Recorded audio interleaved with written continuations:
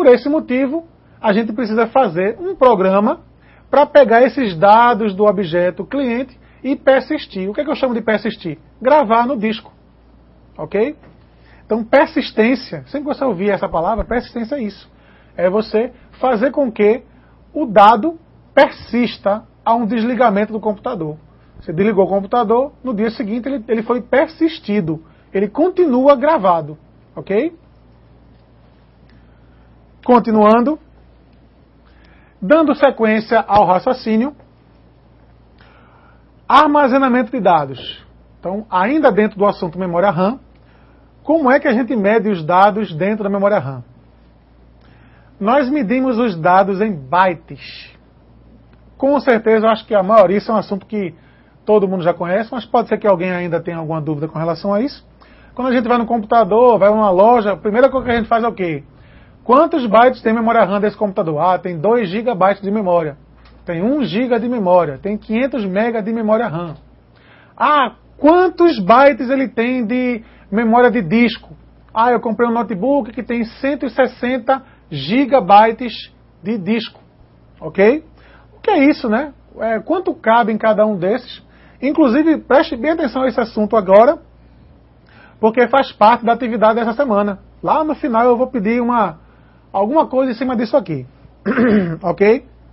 Só dando uma prévia, as letrinhas K, M, G e T, que hoje em dia são as mais utilizadas no mercado, né? K vem de 1000, ok? Então, se eu digo que eu tenho 1 KB, eu tenho 1000 vezes a quantidade de 1 byte, ok? Se eu digo 1 MB, eu estou dizendo que vem de milhão, mega vem de milhão. Então, significa dizer que é 1 milhão de vezes a quantidade de bytes, ok? Se eu digo gigabyte, giga vem de bilhão.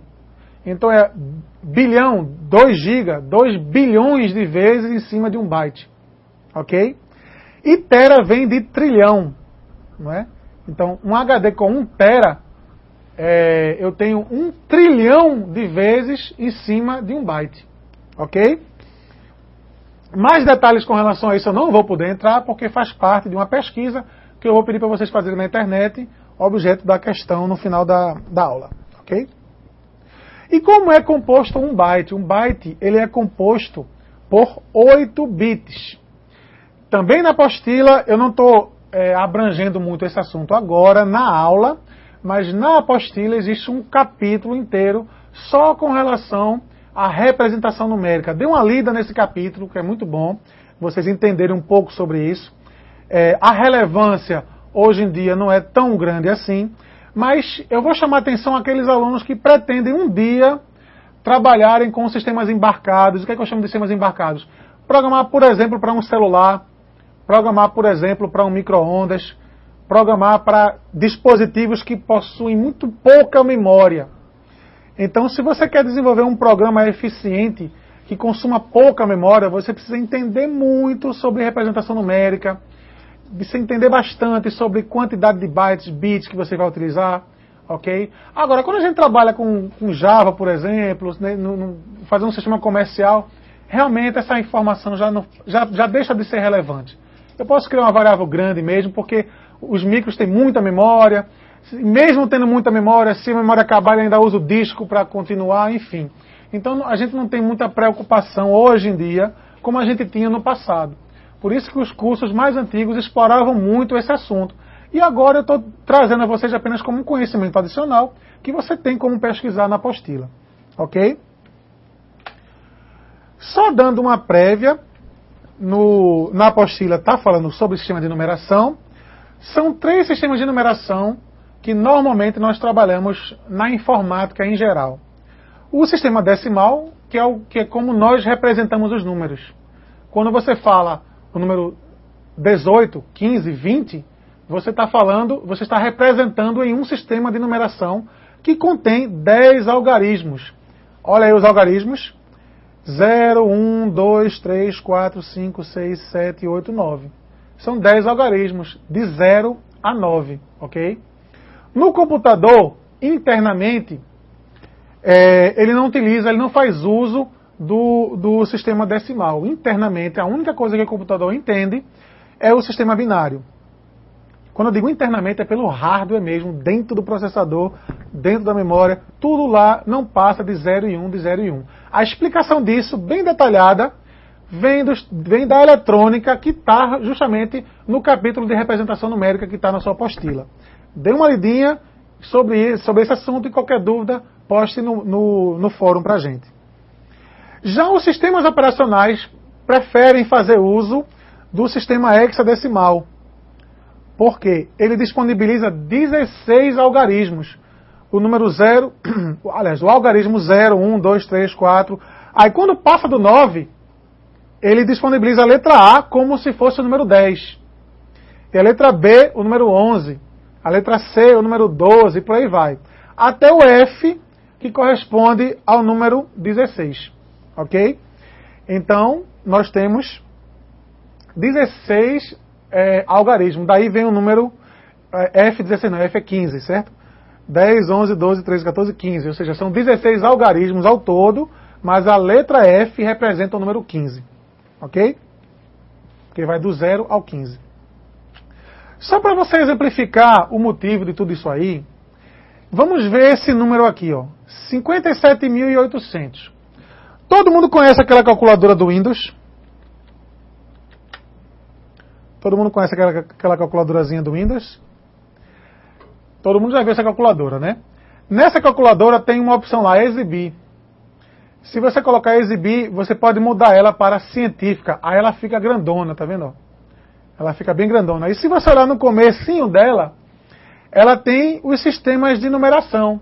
Ela tem até uma a mais aqui que a gente não citou, que é o octadecimal. Ou melhor, o octal. Mas a gente não vai utilizar esse sistema. Ele ficou obsoleto por vários motivos que não interessa agora explicar. Então, veja que o padrão dela é o sistema decimal. Ok? Mas ela também trabalha com hexadecimal e com binário.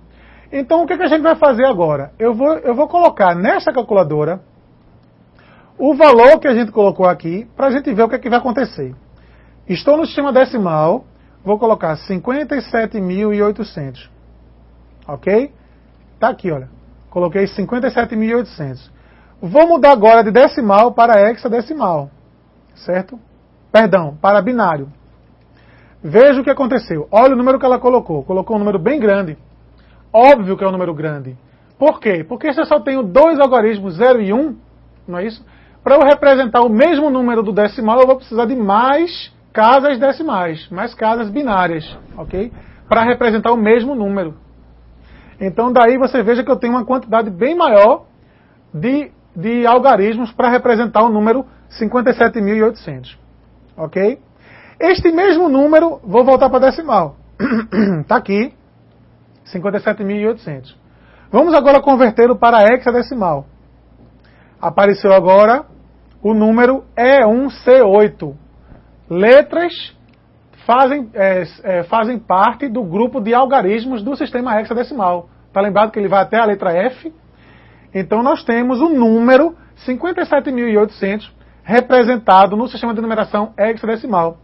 Veja que agora já é o contrário. Ao invés de mais casas, como ele tem mais algarismos, ele precisou de menos casas para representar o mesmo número. Veja que 57.800 ocupam 1, 2, 3, 4, 5. Ocupam 5 casas decimais. E o mesmo número no sistema hexadecimal ocupa apenas 4 casas hexadecimais.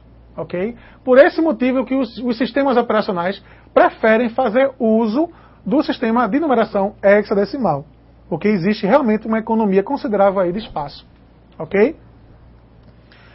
Então, vocês podem brincar à vontade com essa calculadora. Basta colocar aqui em exibir, no botãozinho exibir.